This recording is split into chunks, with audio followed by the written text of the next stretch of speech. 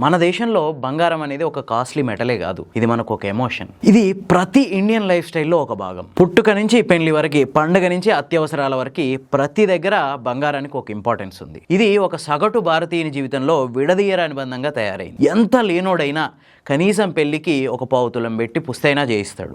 అట్టడుగునున్న పేదల జీవితాల్లో కూడా ఇది అంతో ఇంతో ఒక రోల్ ప్లే చేస్తుంటుంది. అంతేకాదు, ప్రపంచంలో ఉన్న అన్ని దేశాల్లో బంగారం అనేది ఒక ఇన్వెస్ట్మెంట్ మాత్రమే. కానీ భారతదేశంలో మాత్రం ఇది ఒక సంప్రదాయం, ఒక సెక్యూరిటీ, ఒక హోదా, ఒక గౌరవం, ఒక పెట్టుబడి, ఒక సెంటిమెంట్, అన్నీ కలిపిన ఒక విలువైన ఆస్తి. మనకు భారతీయ సంస్కృతి సంప్రదాయాల్లో బంగారానికి విశిష్టమైన స్థానం ఉంది. అందుకే ప్రపంచంలో ఏ దేశంలో కూడా బంగారం ధరపై చర్చ సామాన్య జనాల్లో జరగదు. మిగతా దేశాల్లో అదొక ఎకనమిస్ట్ల మధ్యలో జరిగే చర్చ అది, అంటే ఇన్వెస్ట్మెంట్లు వాటికి సంబంధించిన చర్చ. కానీ భారతదేశంలో మాత్రం బంగారం ధర పెరిగిందంటే ఫస్ట్ చర్చ స్టార్ట్ అయ్యేది సామాన్యుల్లోనే. అరే ధర పెరిగిపోతుంది, ఉన్న పైసలతో ఒక పావుతులం కొనే, అరే ధర తగ్గుతుంది, ఇప్పుడే బంగారం కొనేసుకుందాం, మళ్ళీ తర్వాత ధర పెరిగితే ఇబ్బంది. ఇట్లా పెరిగినా తొందరగా కొనాలనుకుంటాం, తగ్గినా తొందరగా కొనాలనుకుంటాం. అసలు ఎందుకు ఈ పరిస్థితి? మన దేశంలోనే బంగారానికి ఇంత డిమాండ్ ఎందుకు? అసలు బంగారం ధరల్లో ఈ ఫ్లక్చుయేషన్స్ ఎట్లా వస్తుంటాయి? ప్రపంచంలో అందరికంటే అత్యధికంగా ఎవరి దగ్గర బంగారం ఉంది? ఇవన్నీ ఈ వీడియోలో తెలుసుకుందాం. సబ్జెక్ట్లోకి పోయే ముందు ది ఫోర్త్ ఎస్టేట్ ఛానల్ని సబ్స్క్రైబ్ చేసుకోండి.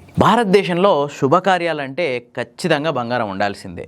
ఇక వాళ్ళ స్థాయిని బట్టి అక్షరాభ్యాసాలు, అన్నప్రాసనలు, ఇట్లా ప్రతి దాంట్లో అంతో ఇంతో బంగారం వాడుతుంటారు. అసలు బంగారం లేని శుభకార్యాల్ని మన భారతదేశంలో ఊహించలేము. సాధారణంగా మిగతా దేశాల్లో బంగారాన్ని ఎక్కువగా బార్ల రూపంలో, కాయిన్స్ రూపంలో, బిస్కెట్ల రూపంలో ఇన్వెస్ట్ చేస్తుంటారు. కానీ మన దేశంలో మాత్రం బంగారం ఉంటే దాన్ని ఇమీడియట్గా ఏదో ఒక వస్తువు చేయించాల్సిందే, ఏదో ఒక ఆభరణంగా మారిపోవాల్సిందే. అది మన దేశంలో ఉన్న బంగారంలో 67% పూర్తిగా ఆభరణాల రూపంలోనే ఉందంట. ముఖ్యంగా పెళ్లిళ్ళలో వధువుకి బంగారం ఇస్తుంటాం. ఇది ఆమెకు ఓన్లీ ఒక ఆభరణాలు బహుమతిగా ఇవ్వడం మాత్రమే కాదు, ఒక సెక్యూరిటీని కూడా ఇవ్వడం. ఆమె కష్టాలలో ఒక భరోసా, ఆర్థిక భద్రత, కష్టం వస్తే తాకట్టు పెట్టుకుని అవసరాలు తీర్చుకొని, లేదంటే అమ్ముకొని అవసరాలు తీర్చుకోవడానికి ఇది ఒక పెద్ద భరోసా అనమాట. అంటే పుట్టింటి తరపు నుంచి ఇచ్చే ఒక పెద్ద భరోసా. ఆదాయం తగ్గినప్పుడు, అనుకోని ఖర్చులు వచ్చి మీద పడ్డప్పుడు, ఏదైనా మెడికల్ ఎమర్జెన్సీ వచ్చినప్పుడు, ఇట్లా ప్రతి సిచ్యువేషన్లో సామాన్యులకు గుర్తొచ్చేది బంగారమే. ఓ 2 తులాల బంగారం ఉందనుకోండి, తీసుకొని బ్యాంకులో తాకట్టు పెట్టేస్తే ఓ 2 లక్షల రూపాయలు వచ్చే పరిస్థితి ఉంది ఇప్పుడు.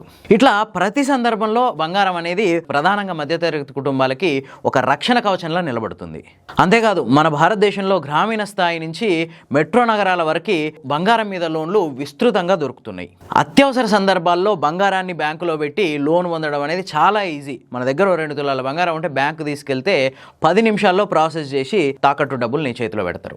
బ్యాంకింగ్ సేవలు లేని ప్రాంతాల్లో కూడా ప్రజలకు బంగారం అనేది ఒక భరోసా. దగ్గరలో ఉన్న ఏదో ఒక వడ్డీ వ్యాపారి దగ్గరికి వెళ్ళి మన దగ్గర ఉన్న బంగారాన్ని గ్యారంటీగా అతని దగ్గర పెడితే కొంత మొత్తంలో లోన్ ఇచ్చి పంపించేస్తాడు. ఆ తర్వాత డబ్బులు ఉన్నప్పుడు దాన్ని ఇడిపించుకోవచ్చు, కాకపోతే కొంత ఇంట్రెస్ట్ రేట్లు ఎక్కువ ఉంటాయి. రైతులు పంట పెట్టుబడులకి, చిన్న చిన్న వ్యాపారుల వర్కింగ్ క్యాపిటల్ కి, మధ్యతరగతి కుటుంబాలు కుటుంబ ఖర్చులకు కూడా ఈ గోల్డ్ లోన్స్ మీద ఆధారపడుతుంటారు. ఒక రకంగా ఈ బంగారం మన దేశీయ ఆర్థిక వ్యవస్థకి పెద్ద బలం అన్నమాట. సరే, ఇదంతా ప్రజల వర్షను. ఈ పైన చెప్పిన కారణాలన్నిటి వల్ల ప్రతి వ్యక్తి డబ్బులు ఉన్నప్పుడు అంతో ఇంతో బంగారాన్ని కొనిపెట్టుకొని, డబ్బులు లేని టైంలో దాన్ని పైన చెప్పిన విధంగా ఉపయోగించుకోవాలనుకుంటాడు. కాబట్టి భారతీయులు విపరీతంగా బంగారాన్ని కొంటుంటారు. సరే, ఇదంతా ఒక ఎత్తు. మరి భారతదేశ కేంద్ర బ్యాంక్ అయిన రిజర్వ్ బ్యాంక్ ఆఫ్ ఇండియా దగ్గర కూడా పెద్ద మొత్తంలో బంగారం పోగుబడి ఉంది. రీసెంట్ గానే 75 టన్నుల బంగారాన్ని కొన్నది. మొత్తం రిజర్వ్ బ్యాంక్ దగ్గర ఉన్న బంగారం నిల్వలు 880 టన్నులకు చేరుకున్నాయి. ప్రపంచంలో అత్యంత ఎక్కువగా బంగారాన్ని నిల్వ చేసుకున్న టాప్ 10 దేశాల్లో ఇండియా కూడా ఉంది. డిజిటల్ చెల్లింపులు పెరుగుతున్నా, షేర్ మార్కెట్లు విస్తరిస్తున్నా, క్రిప్టో కరెన్సీ వచ్చినా, ఇట్లా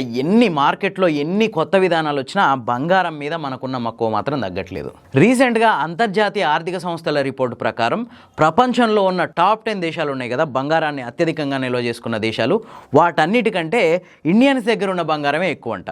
America, Germany, Italy, France, Russia, China, Switzerland, ఈ దేశాల దగ్గర ప్రపంచంలోనే అత్యధిక బంగారం ఉంది. ఓన్లీ భారతీయుల ఇళ్లలో ఉన్న బంగారం 34,000 టన్నులు. భవిష్యత్తులో గనక బంగారం అంతా ఫార్మల్ ఆర్థిక వ్యవస్థలోకి వస్తే, గోల్డ్ మానిటైజేషన్ స్కీములు, డిజిటల్ గోల్డ్ లాంటి పథకాలు గనక సక్సెస్ అయితే, ఈ బంగారం అంతా దేశ ఆర్థిక అభివృద్ధికి మరింతగా ఉపయోగపడే అవకాశాలు కనిపిస్తున్నాయి. మొత్తంగా చెప్పాలంటే భారతీయుల దగ్గర ఉన్నది ఓన్లీ బంగారం కాదు, ఇది మన చరిత్ర, మన సంప్రదాయం, మన భద్రత, భవిష్యత్తు మీద ఒక నమ్మకం. ప్రపంచాన్ని ఆశ్చర్యపరిచే ఈ బంగారం కథ మన భారతీయులకు మాత్రమే ప్రత్యేకం. సరే, ఇదంతా ఓకే.